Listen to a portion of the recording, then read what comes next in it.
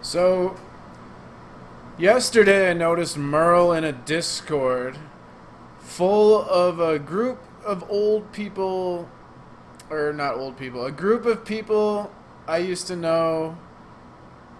They're from the YouTube channel The Young Turks. That's where they all came together in the chat room there. And they started hanging out on Google Hangouts and formed, a little community where they discuss politics, but they're very crass, disgusting people. And running them into them again yesterday made me think of this topic of echo chambers because, little to my surprise, they were doing the same thing they were doing years ago when I stopped interacting with all these people. So, to give you an idea of what they're like, they're from the Young Turks, which is a liberal YouTube media thing, and sometimes they talk about politics, immigration issues, stuff like that. A lot of it is like racist insults, sexist jokes. The women call the men incels and cucks, and the men call the women sluts and bitches. And they're constantly like sending each other nudes, getting into relationships, breaking up, drama, constant fights, always insulting each other.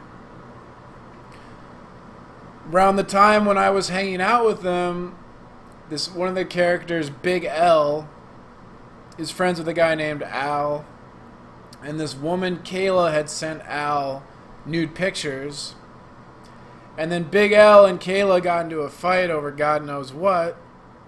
So Big L, to get revenge or whatever, sent Kayla's Facebook friends and family all these nude images and spread all these nude images around on Google Hangouts in the back chats. And then I run into that group yesterday and they're still the same things. I have a video clip. You see how little has changed in all these years.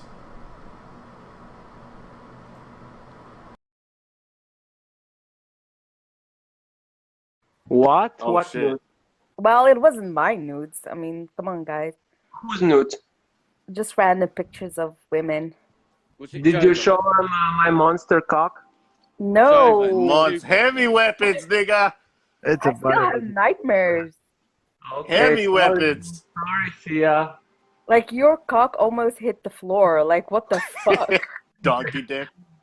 Yeah. The only thing you could fuck with that is a That donkey. was so wow. Laying some serious conduit right there. Hang yourself with that cock. Joe, I Yeah. could wrap his dick around your neck, get a hard on, and choke your ass out. Wow, it's getting dark Facts. real quick. Wow. That escalated pretty quick, huh? Mm. Yeah. Don't even need a noose. I bet that's off fucking Google. They're doing DIY. Large. the same shit. Like, these people just day after day doing the same shit. That's why I say these flat earth community is a microcosm of all these online communities. It's all the same shit. The people behave very similar in similar fashion. And granted, while in the flat earth community some people might think the earth is a sphere, concave, flat, what have you, it's still an echo chamber. Even if you have flat earthers arguing with globe earthers, it's still an echo chamber because it's the same thing every day, the same arguments. Anthony Riley today comes on Jose with an argument about Newton and Einstein. He's been using this argument for years, and he's had it explained to him numerous times why his argument, he fully understands that it's a bunk argument. This is all fake, contrived bullshit. And this is hilarious. They're sitting here today talking about how they're not an echo chamber. Yeah, there was another one as well. There were two, but I only addressed Pete. Yeah. But if you want to put me in a box with a label called Globers, then go ahead. But that's that is stupid. That's your intelligence lacking right there, because you're not being open-minded yourself. You're not thinking that everyone's individual just because we all drink water. Are we all the same because we drink water? No. We don't all believe like Big Bang Theory. We all got our own ideas about it. But we all flat earthers. Sorry, we're not all flat earthers. But that don't make us fucking a category. And that's really made me fucking a bit angry tonight reading shit like that. Like the ignorance, the level of ignorance that I've read. I agree with you 100% there. Getting quite used I to it, to be agree with you 100%. We are not an echo chamber. We are not group thinking. We are open-minded. The more thirsty, the Nothing more surprises ignorant me are. anymore. I do find it amusing that they often do say that we all have an issue with groupthink. It's like, no, we have the same opinion on a topic, and that's the topic we're talking before about. we go on, Right. before we go Plenty of on, topics because that a lot of us are not hold going on, to see eye to before you eye go on. on, And we don't. because Have you what I'm ever seeing heard here, on before Earth somebody say say it, and it's I not think about it something myself, this is not a that circle jerk. intimate. What's going on? Hang on. Sleeping Water is on hold, is busy, but we had Matthias, the Walking Dead, I call him.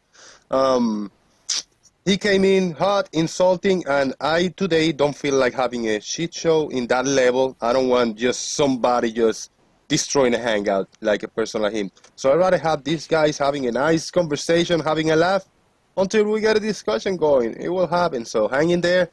Really great show today. Carry on, guys. What? I thought I had the part where he was talking about an echo chamber queued up. Yeah, if you I think it says that. Yeah, the one thing I was going to say is, quote, Or did he say, whoever it was did I that get said, that part? if two Yeah, he said people it's not think- a circle jerk. But it completely is a circle jerk. And I got this little article here. This is the U.S. National Library of Medicine, National Institutes of Health. This is a peer-reviewed on open access journal. I got the link to this in the chat, and I'm just going to read the introduction here. Users online tend to select information that support and adhere their beliefs and to form polarized groups sharing the same view, echo chambers. Algorithms for content promotion may favor this phenomena by accounting for users' preferences and thus limiting the exposure to unsolicited contents. To shed light on this question, we perform a comparative study on how same content videos are consumed on different online social media, i.e. Facebook and YouTube, over a sample of 12 million users. Our findings show that the content drives the emergence of echo chambers on both platforms. Moreover, we show that users' commenting patterns are accurate predictors for the formation of echo chambers. Introduction.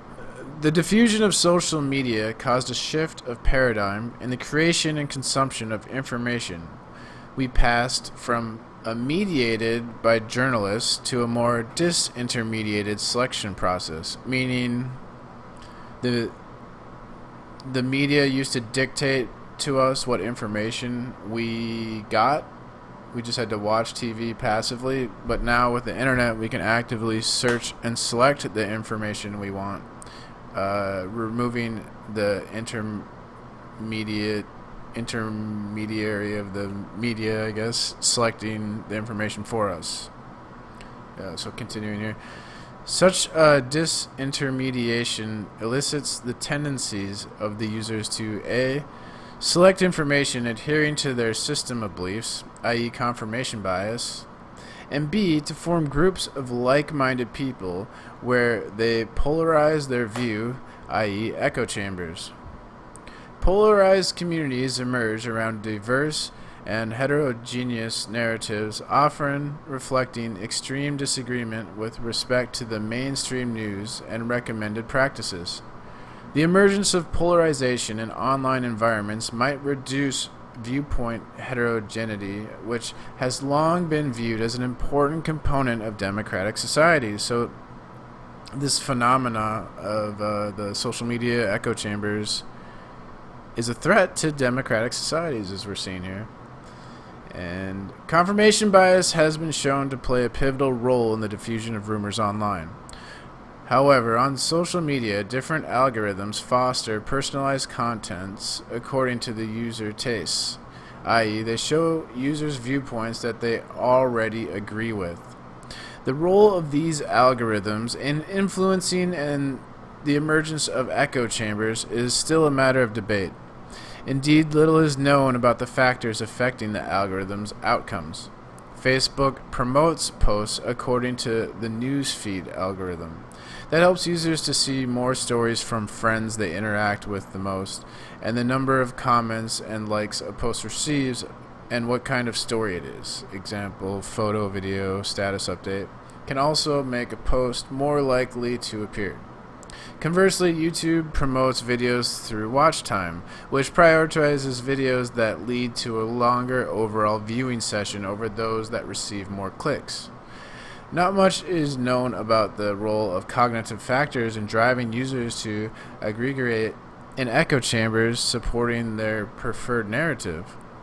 Recent studies suggest confirmation bias as one of the driving forces of content selection, which eventually leads to emergence of polarized communities, where users acquire confirmatory information and ignore dissenting content. To shed light on the role of algorithms for content promotion in the emergence of echo chambers, we analyze the user behavior of exposed to the same contents on different platforms, YouTube and Facebook. We focus on Facebook posts linking YouTube videos reported on science and conspiracy pages. We then compare the user's interaction with these videos on both platforms. We limit our analysis to science and conspiracy for two main reasons. A, scientific news and conspiracy-like news are two very distinct and conflicting narratives. B, scientific pages share the main mission to diffuse scientific knowledge and rational thinking, while alternative ones resort to unsubstantiated rumors. Indeed, conspiracy-like pages disseminate myth narratives and controversial information, usually lacking supporting evidence and most often contradictory of the official news. Moreover, the spreading of misinformation on online social media has become a widespread phenomenon to the extent the World Economic Forum listed massive digital misinformation as one of the main threats for modern society. See, this is a threat, I believe, that they are creating. I believe the world leaders are behind this huge amount of misinformation on the internet. So they've created a problem which will lead to the solution, which will be, of course, what they wanted in the first place. But continuing reading here. In spite of different debunking strategies, unsubstantiated rumors, those supporting anti-vaccines claims, climate change denials, and alternative medicine myths keep proliferating in polarized communities emerging on online environments, leading to a climate of disengagement from mainstream society and recommended practices. A recent study pointed out the inefficiency of debunking and the concrete risk of backfire effect for the usual and most committed consumers of conspiracy-like narratives. Backfire effect is something I've talked about on my channel before. It's the psychological effect where if you present someone with facts that go against their belief, you, instead of challenging their belief, you actually it reinforces their belief. And this is something that cults will do too, is they'll tell you that all the outsiders of the cult, they don't understand, they believe everything the media says, or they're just the mainstream people, they don't get it. They don't get how groovy we are. And that helps reinforce, so when people come at them with facts, then they're already pre-programmed and ready to dismiss the facts or their point of view. They're programmed by the cult already. Okay, so continuing reading here. We believe that additional insights about cognitive factors and behavioral patterns driving the emergence of polarized environments are crucial to understand and develop strategies to mitigate the spreading of online misinformation. In this paper, using a quantitative analysis on a massive data set, we compare consumption patterns of videos supporting scientific and conspiracy-like news on Facebook and YouTube. We extend our analysis by investigating the polarization dynamics, how users become polarized comment after comment. On both platforms, we observe that some users interact only with a specific kind of content since the beginning, whereas others start their commenting activity by switching between content supporting different narratives. The vast majority of the later, after the initial switching phase, starts consuming mainly one type of information, becoming polarized towards one of the two conflicting narratives. Finally, by means of a multinomial logistic model, we are able to predict with good precision the probability of whether a user will become polarized towards a given narrative or she will continue to switch between information supporting competing narratives. The observed evolution of polarization is similar between Facebook and YouTube to an extent that the statistical learning model trained on Facebook is able to predict with good precision the polarization of YouTube users and vice versa. Our findings show that contents more than the algorithms lead to the aggregation of users in different echo chambers. So if you guys want to read more, I got the link to this in the description of this video, but I mean, I think this is pretty interesting. It just goes to show you what the internet is really being used for. Like here, this is like a paper where they're talking about ways to combat misinformation. A lot of it is truth though, because we know that we can't trust the government's vaccines. We know that we were lied to about 9/11. We can't just trust these official narratives. And I guess we're doing well in a way, because a lot of people have been turning away from the mainstream to the point where they view it as a threat, and they're scientifically studying us, trying to find ways to combat that and get people to go back to the mainstream. So yeah, that's what the internet is here. They're just clearly using the internet for research onto how we think, or psychoanalyze us, and they can predict how we're going to behave and react. They can control us better. So this technology is going to lead to the destruction. Freedom is over. This is how freedom ends right here. This is it. And I mean, before the internet, they were doing this, like at the video I posted before about B.F. Skinner with the rats, trying to see how he could control rats with positive reinforcement rather than negative reinforcement. So they've been studying animals really to study how to control us. That's why they study the animals, like Pavlov and his dog. They use this on us because we are part animal too. And the internet, like, it's not, we're helping we're helping them by me even making this video. I'm probably helping the government, you know what I mean? Like, I think the solution is just to I mean, I suppose if you want to just have fun on social media and not take it seriously, but you got to realize what's going on. You got to wake up, and all this shit is bullshit. It doesn't matter. The solution is just like